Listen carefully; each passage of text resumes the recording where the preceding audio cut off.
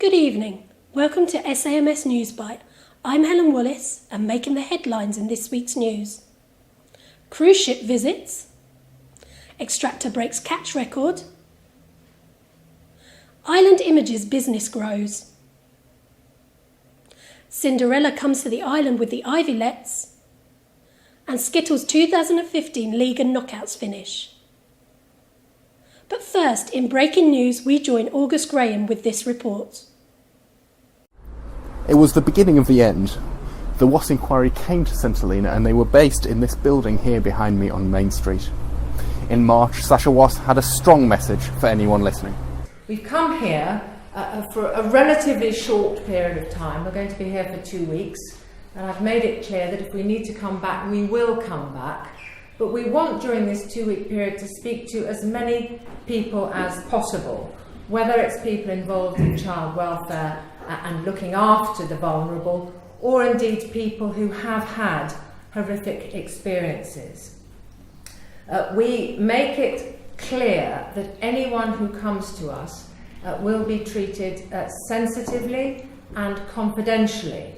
And if the position is that having spoken to us, they really want to remain anonymous and do not want to go on the record, we will respect that. We are not practicing police officers. Even Rob, who is an officer from the UK, is here not as a warranted officer, but somebody using his experience in this investigation. So we will treat all information confidentially and anonymously. Now, 9 months later, the inquiry have finally released their 300-page report, which finds no evidence of child abuse as endemic on St Helena and equally dismisses the idea of a cover-up. But the document is still full of startling revelations. A chapter dedicated to the governor shows his disregard for the democratic process on the island. When speaking about why the new prison was going to be built in Halftree Hollow against the will of councillors and the people, he made a startling revelation. One of the reasons I dissolved the Legislative Council in April 2013 was because I felt that the councillors that we had at the time didn't have the stomach for this.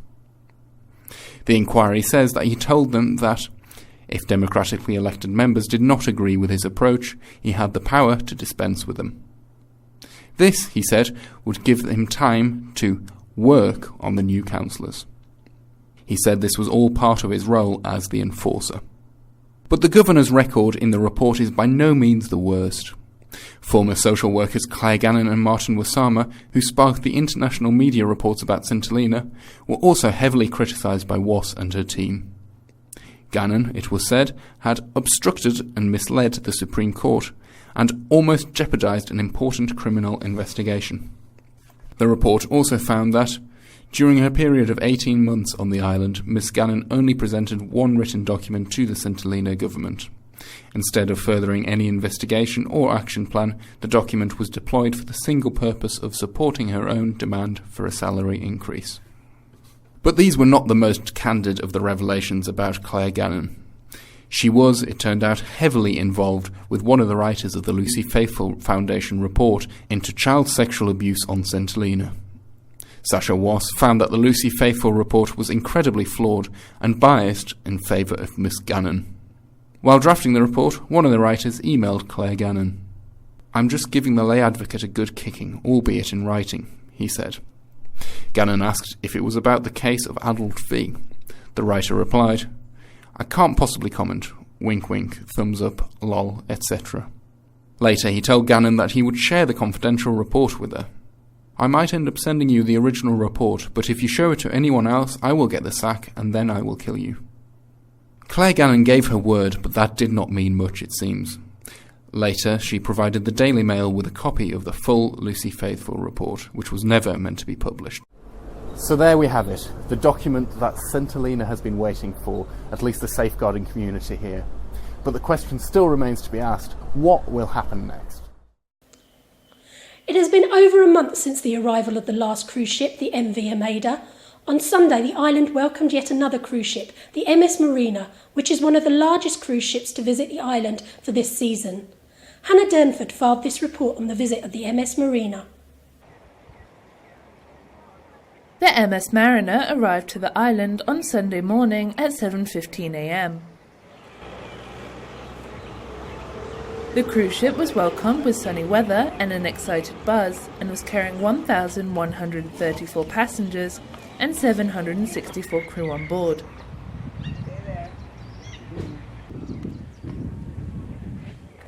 Many of the passengers were American and Canadian, but there were over 30 nationalities on board altogether. Tourists visited Ladder Hill to take part in the Jacob's Ladder Challenge.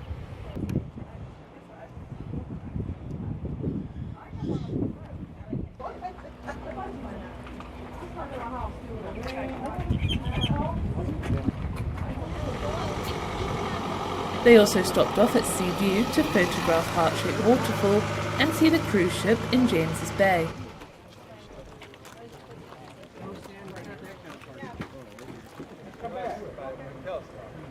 Other tourist stops included Napoleon's Tomb, Longwood House and Plantation House, where they were welcomed by a very friendly Jonathan.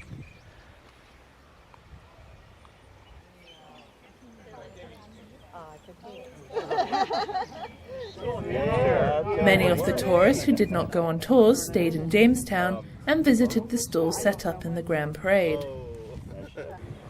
I spoke to Canadian tourist Cindy, who told us what she thought about the island. So Cindy, you've just arrived to the island. What do you make of it so far? Absolutely gorgeous. Actually, this morning when we first came, it looked like a hunk of rock. But then as the sun came over, then you can see sort of the delineation of the roads and some of the sort of, I guess, crevasses or whatever. Absolutely beautiful. Okay. And incredibly isolated. Yesterday there was a horizon and nothing on the horizon. Yeah. And today we have St. Helena. Are you enjoying it so far, though, being on the island? Well, we've done the Jacob's Ladder, and we've, the challenge of that was they told us it would take about an hour, and it took us 35 minutes with a number of stops in between. But we made it, and feel as if we've accomplished something. Okay. So do you think you'd ever return to the island? Well, it's so difficult to get here. So perhaps, when they bring in the airport and you can fly in, perhaps. But I'd certainly recommend it to anybody. I saw on the route of the cruise ship that we were stopping at this dot in the middle of the Atlantic. And it wasn't until quite a bit later that I realized how much historical significance it had. And then when we were on the ship, we just couldn't wait to get here because of that. So, it's been quite a thrill to be here. Walk the same paths that Napoleon did. And not that that's necessarily all that great. But, it's a real thrill. The Extractor has returned to the island after a short fishing trip to the seamounts with a huge catch of big-eye tuna. Terry Richards of the Fisheries Corporation believes that it may even be a record catch. When the Extractor left the island, it was loaded for a 3-week trip, but returned considerably earlier as the holds were full of fresh-caught fish. Adrian Duncan may be overjoyed at the news after his first fishing trip as part owner saw the Extractor limp back into James Bay with gearbox issues. On the second fishing trip, it is reported that the vessel went to the productive areas that the Southern Cross vessel visited. The Extractor managed to catch 14.7 tonnes of fish in a very brief period and returned to St. Helena last Thursday evening. It was announced earlier this year that Argos was to leave St. Helena and St. Helena Fisheries Corporation was to take over the management of the fish processing plant. With the growth this year in the offshore fishing fleet to 4 vessels, it is hoped that catches will increase to 40 tonnes a month, providing a sufficient throughput to the store to bring the cost down.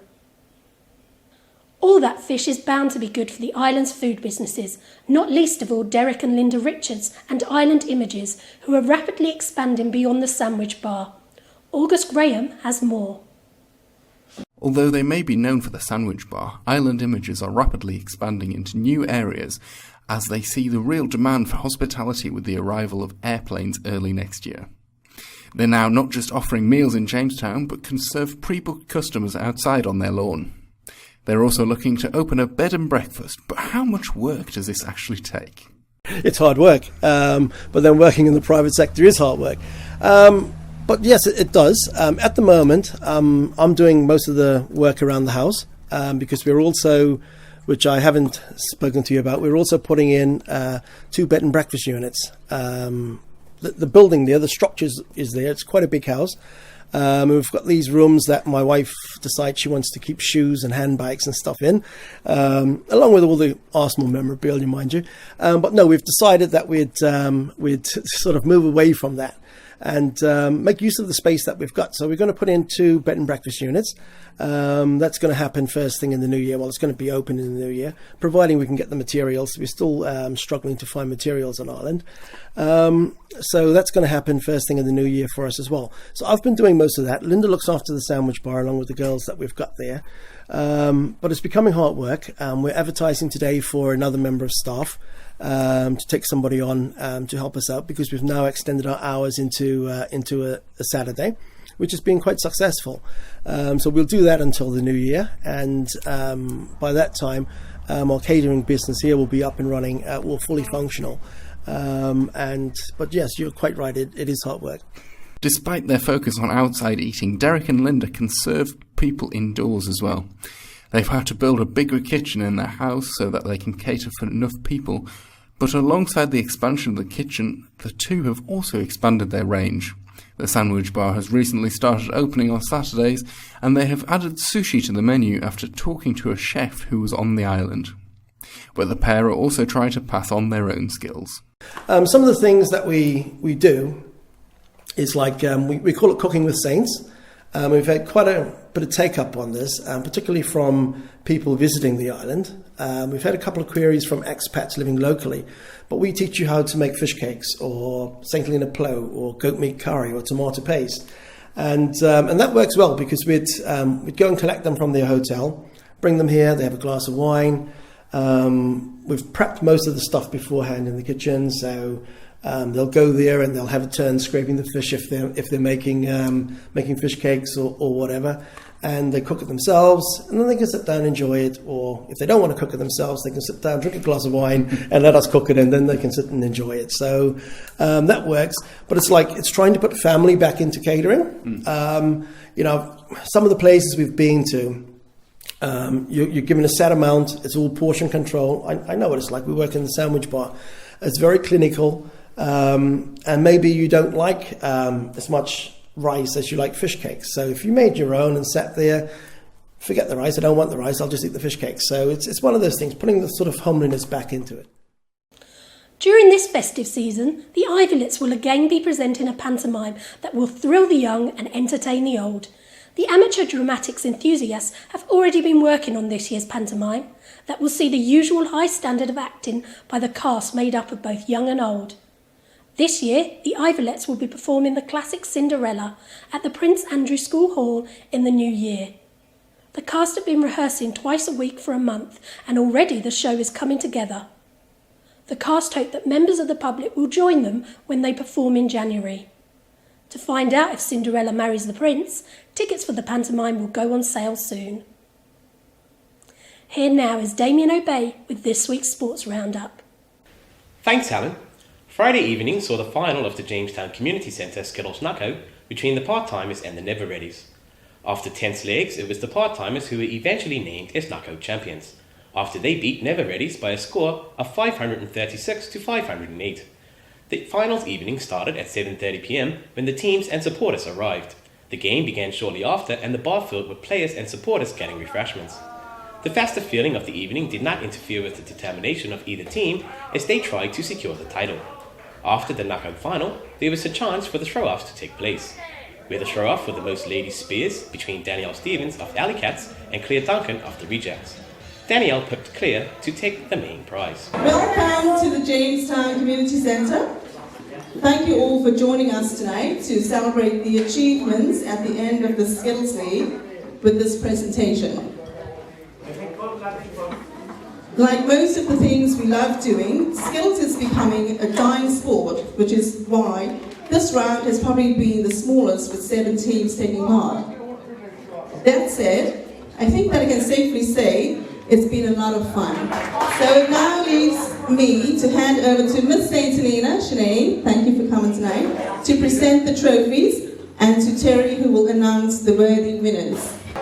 We will start the league And this year's champions are the White Horse Bandits. With 22 points.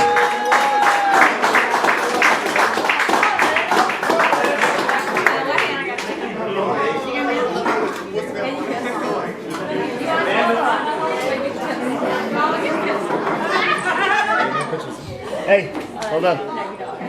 Well done, man. Well done. Bring it.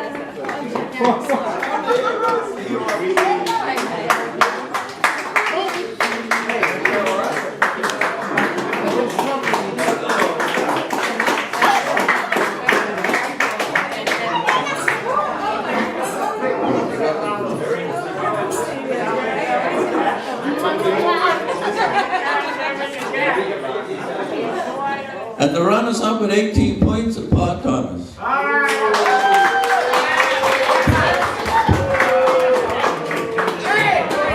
Lovely. Hey, you got that one? Yep. Lovely.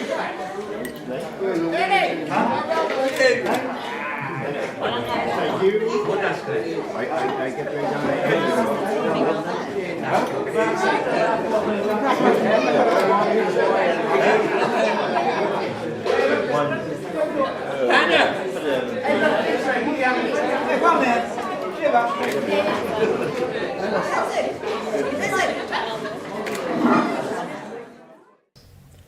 Also, there was a throw-off to decide the gents' highest spears, and with 8 people contesting, it really showed the caliber of the men's game.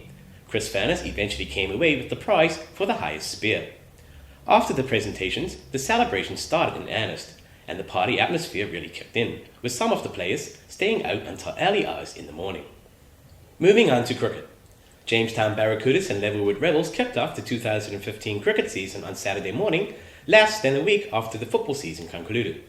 Barracudas won the toss and elected to take to the field. Last season's best bowler Jason George took 4 wickets and Colin Young 3 as Barracudas bowled Rebels for 92. In reply, Barracudas chased down the target within 9 overs, losing 2 wickets in the process. Saturday afternoon's fixture saw a new and improved Sandy Bay Pirates demolish St. Paul's B. Matthew Benjamin struck 100 in his first match back since returning from the UK and led Pirates to an imposing total of 294. The total proved too big for St. Paul's to chase down, and Pirates walked away with 3 points.